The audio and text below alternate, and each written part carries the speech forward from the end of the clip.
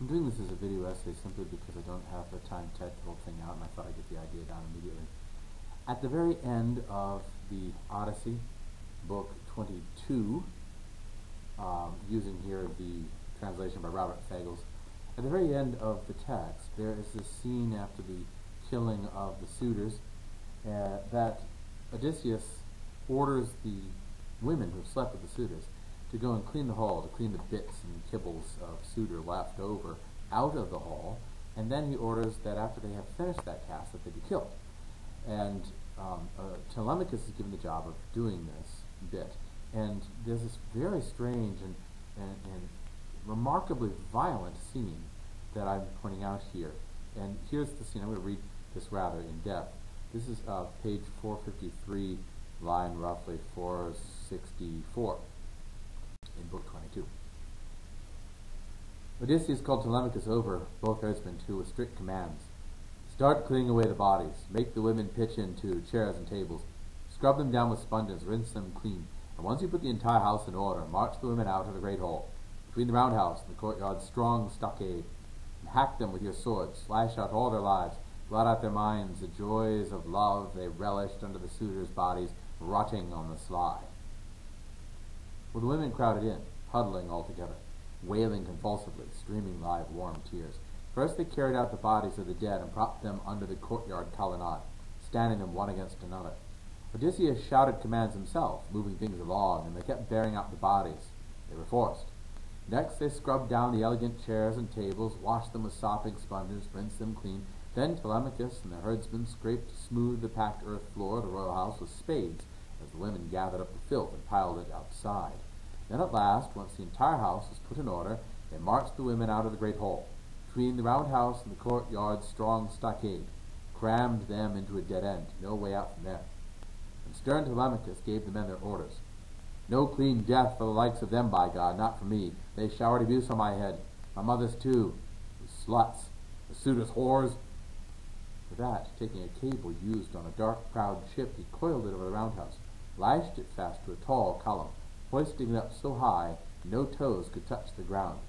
And then as doves or thrushes beating their spread wings against some snare rigged up in thickets, flying in for a cozy nest but a grisly bed receives them, so the women's heads were trapped in a line, nooses yanking their necks up one by one, so all might die a pitiful, ghastly death.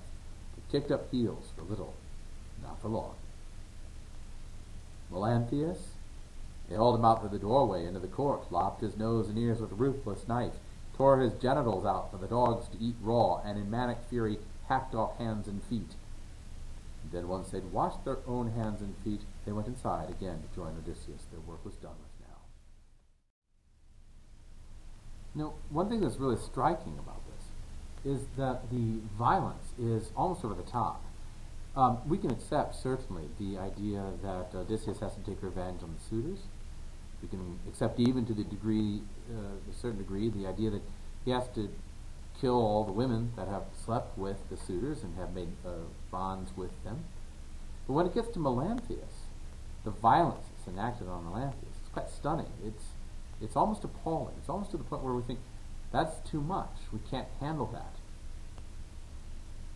Well, we could note on the one hand that the violence is done by Telemachus, not by Odysseus. But Odysseus commands Telemachus to go and hack the women to death. He doesn't command the Melanthius slaughter, the killing.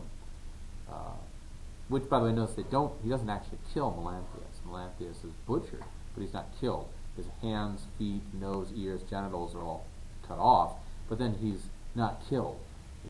But Odysseus orders the killing of the women. And in ordering the killing of the women, he becomes to some degree complicit in what Telemachus ends up doing. And Telemachus, as a small version of Odysseus, in some ways represents Odysseus. We could say that he represents Odysseus at an earlier stage, before Odysseus became the sun god, revealed himself, and was enlightened and all. But that doesn't quite fly either, because Odysseus doesn't chastise Telemachus. He doesn't upbraid him afterwards for having done this. In fact, in some ways, he carries on as though that's what he would have done had he got the chance. So it's a very odd passage, and one which in some ways causes pause for a lot of students of the Odyssey, who read that and say, I don't like this Odysseus character. He is unchristian, he's unvirtuous, he is not a nice guy.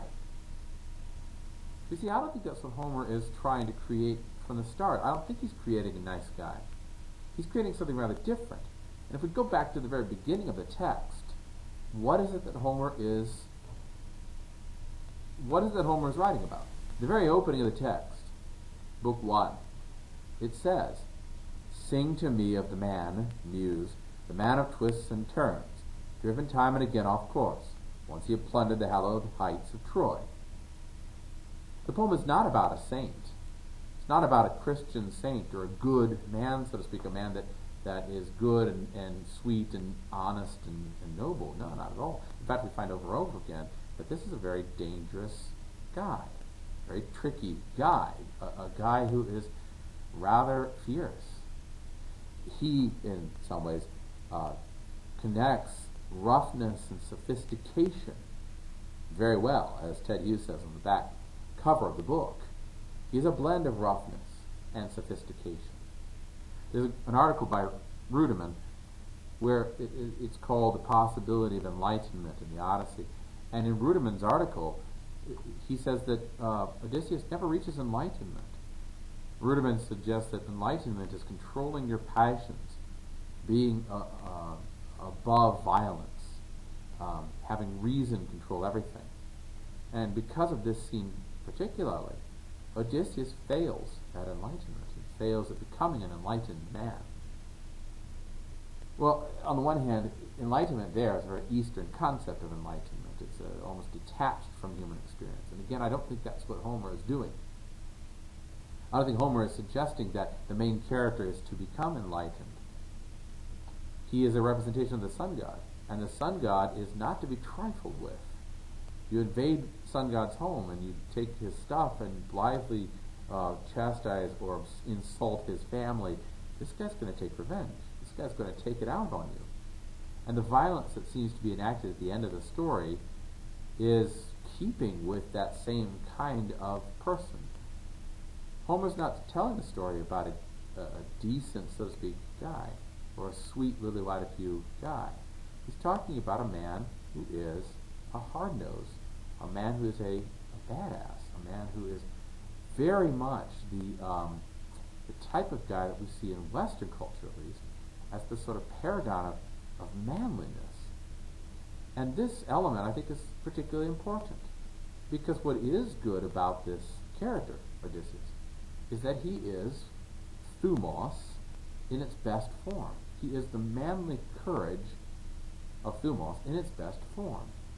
Our modern era seems to suggest that thumos and thumotic behavior is bad, is wrong, that men who are sensitive, soft, decent, almost wimpish, almost effeminate, are what a good man is. But Homer in his era does not suggest this. Homer in his era is suggesting that there are two paths that a person may go down. Those two paths that you go down. One is this route of being a decent, generous, open-hearted, loving everybody, easygoing kind of guy.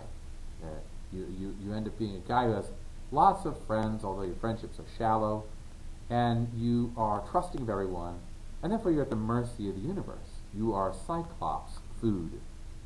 And that route, although it looks sweet, looks attractive, it's sort of the Seth Rogen route, it's the me and my stoner buddies route, seems attractive at first. But ultimately, because the good times fade, life becomes bitter, becomes ugly. Everything starts to lose its shine after a while, and you end up being a 30 or 40-year-old overweight alcoholic. You are somebody who can't think deeply or consider deeply or be self-critical of your society or situation. And so you get caught over and over again by issues in the world and things in the world. You're caught flat-footed. And I think that this character ends up being somewhat monstrous because he takes out that being caught by the world on other people eventually. Consequently, this route, although it looks decent at first, ends up being the thing that becomes treacherous and dangerous and horrible, awful. It is Melanthius in a way. Melanthius is that easygoing life that has turned sour and now is treacherous and monstrous. Well, the other route you can go down is the route of the polytropic man, the man who thinks in twists and turns. This is the man who considers every angle. He thinks about different possibilities. He asks questions about his situation. He is the person who doesn't take things on their surface value and doesn't get caught, consequently, by the herd mentality. He's not caught by the polyphemus mentality, the many voices mentality. He's not caught by the alpep, the many-headed dragon, the crowd, the mob, the hoi polloi. This is the guy who is tough and brutal and employs violence when it needs to be employed. It's the kind of man who you want protecting you, so to speak. And honestly, it is also somebody who, I think, looks squarely at a certain fact that Homer seemed to accept and his audience seemed to accept as a simple fact of life. In our society now, and probably even in his day, but certainly in our society, violence and horror and death are things to be avoided, evaded, not contemplated, not thought of. It disturbs us. We don't want to think about things like abortion on a large scale, or famine, or the violence that occurs among people, or the possibility that maybe our society is going to be ruined, or the idea of corruption, or any of that. We don't want to be critical of the goods and services that are being foisted upon us. And consequently, we think that this element is not a fact of life. For us, we live in peace with occasional war. For Homer in his day and age, it was war, occasional peace. And so for them, for Homer at least, this type of man, the man of twists and turns, the polytropic man, is a man who accepts the cold, hard fact that violence and horror and death are simply the way things are. You have to face that. You have to look that square in the eye. Because of this, I think, this type of man becomes the type of man that can protect the weak. He is the experienced man versus the innocent man. He's the kind of man who can end up defending a society. He's the type of man that ends up being not taken in by things. He doesn't look for some kind of utopian solution. He doesn't plead to the UN to do something, but does something himself. Well, we see that even in our modern era. This is Lieutenant Spears in Band of Brothers, who was able to gun down the Germans because they can't carry prisoners with them, or who goes through the Foy attack in order to get communication to the other side. This is Gran Torino. This is the Clint Eastwood character in Gran Torino. It's Mad Max in the movie Mad Max, who tells the kid to saw his leg off instead of sawing through the handcuffs. This is Denzel Washington, for instance, in Man on Fire, who clips the fingers of the child kidnapper in order to interrogate him. This is the character we see in Liam Neeson's movie Taken, where he tells the bad guys, "I will find you and I will kill you."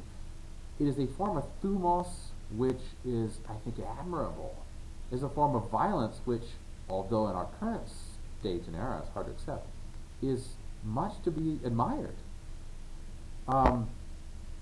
It comes with a price, of course. The man like Seth Rogen character, who is easygoing and just likes smoking Jay and hanging out, is going to have a lot of shallow friends that don't last, but he'll always be surrounded by friends. But this route, the route of the polytropic man, is a lonely route because he won't have many people that he identifies with. He won't be able to trust many people. And thus, as it says, this is one man alone versus the universe. Aton de oion. One man alone. The route of many friends and lots of shared experiences on Facebook might make you feel as though you're comfortable and you have a lot of society, community with other people, but it's a very shallow, not very long-lasting experience. The man who goes the route of the polytropic man is very lonely. He is alone. He might have one or two very deep friends, but he will have very few of those. But nevertheless, that second route, that route of the polytropic man, I think, is the route of wisdom. The man who is wise, and he is the man who truly is, at least in Homer's estimation, and I think in my estimation, truly is a man alive, a real man.